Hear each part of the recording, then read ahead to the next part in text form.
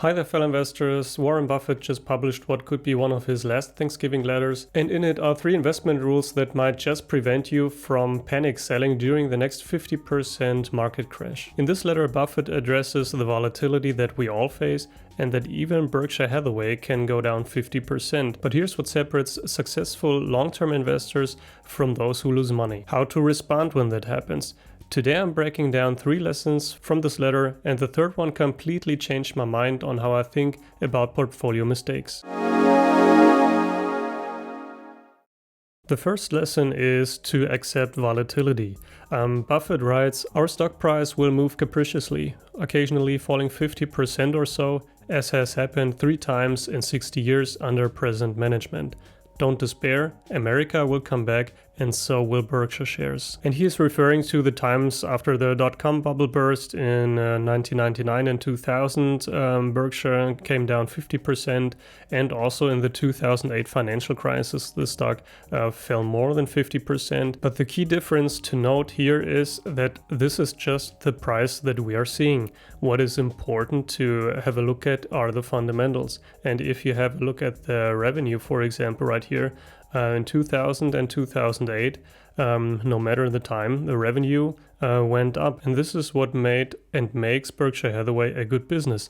No matter what the price does, in 2000 it went up, it went 50% down. Same in 2008, it went up, it went 50% down or more than 50%.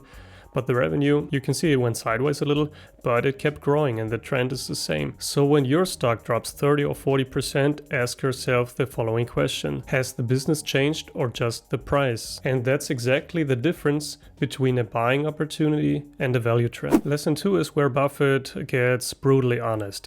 He writes, "In aggregate, Berkshire's businesses have moderately better than average prospects, led by a few non-correlated and sizable gems. However, a decade or 2 from now, there will be many companies that have done better than Berkshire.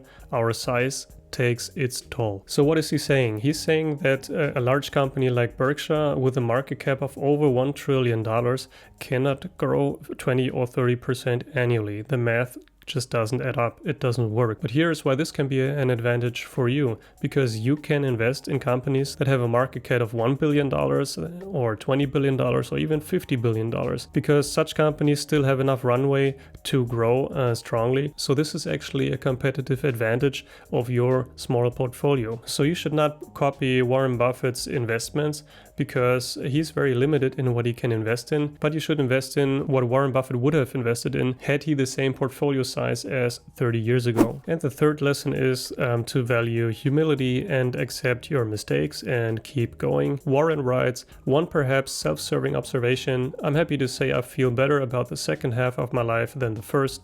My advice, don't beat yourself up over past mistakes.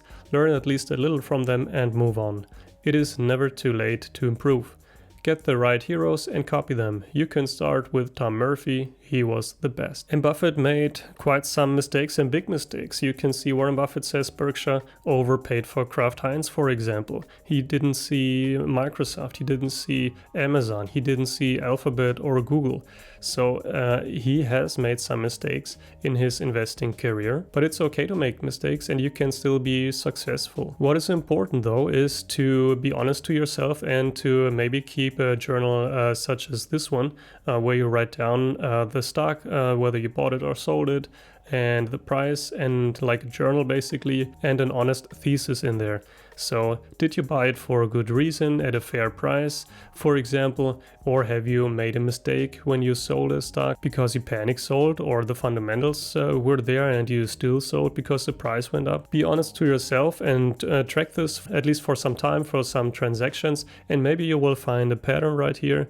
Maybe the pattern is that you panic sell when stocks go down. And once you realize this, you can identify this pattern and you can break through this pattern so you don't make the same mistakes over and over again. And these 3 lessons from Warren's letter show me again why he is a big idol of mine. He is a great hero of mine, because he shows humility, he's successful, he knows what he's doing, but at the same time he admits mistakes and he keeps going and he tries to improve every time. And also, most importantly, he's having fun at what he's doing, he enjoys what he's doing, and this is what you have to find in your life. And I think this is not only about investing, but also about a life philosophy.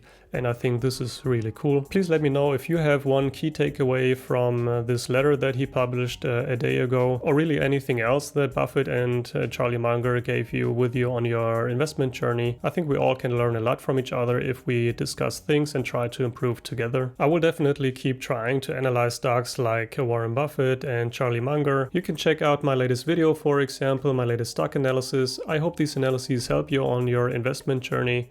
Thank you for tuning in today, and I'll see you in the next one.